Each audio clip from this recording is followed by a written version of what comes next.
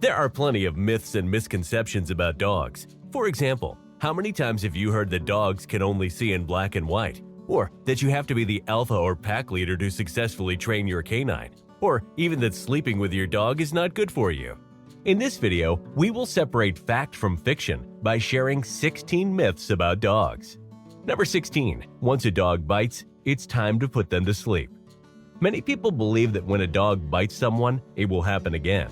The dog can't be trusted again and that it is time to put them down to sleep. No one wants to euthanize their pet after a biting incident, and really, no one has to either.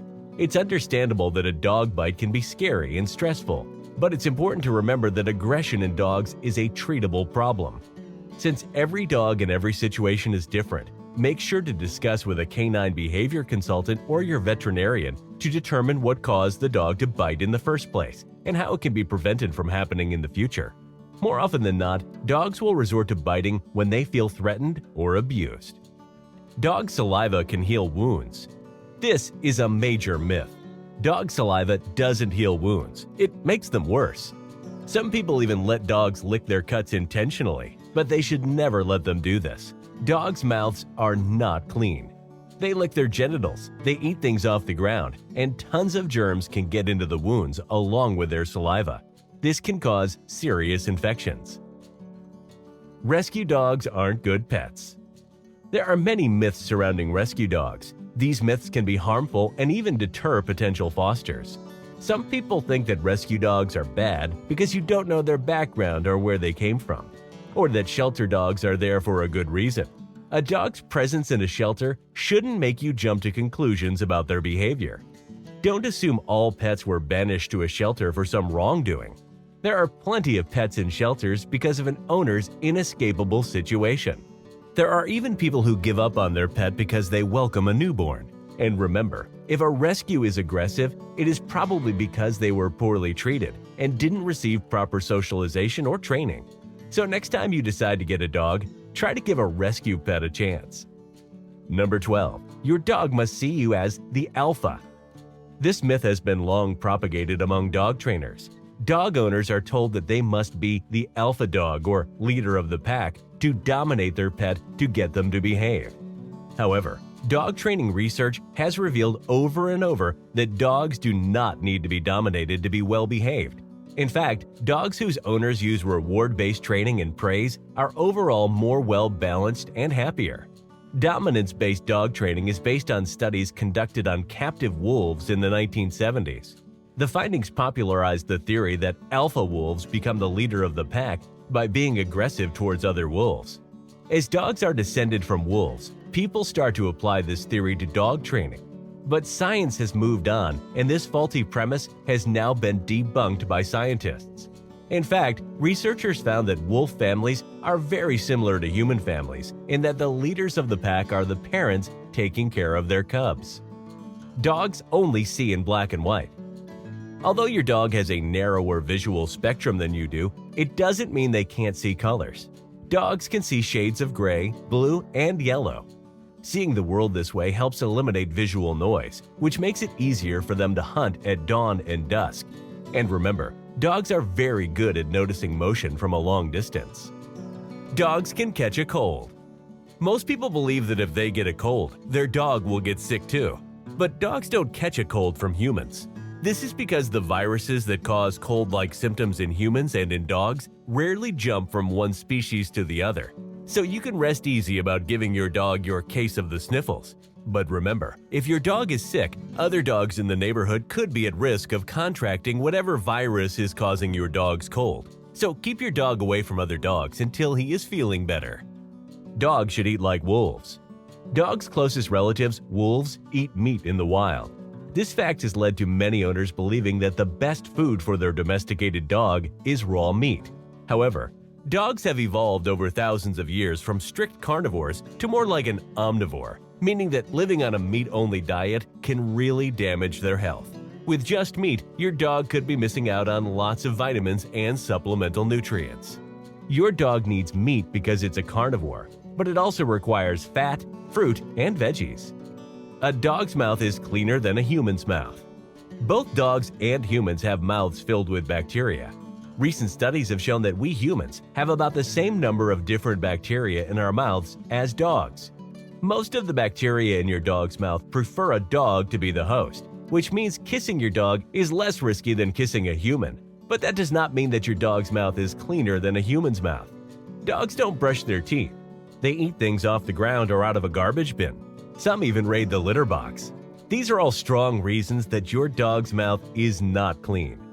On that note, dogs that are fed a raw diet are at a higher risk of contracting salmonella, which can be spread to humans.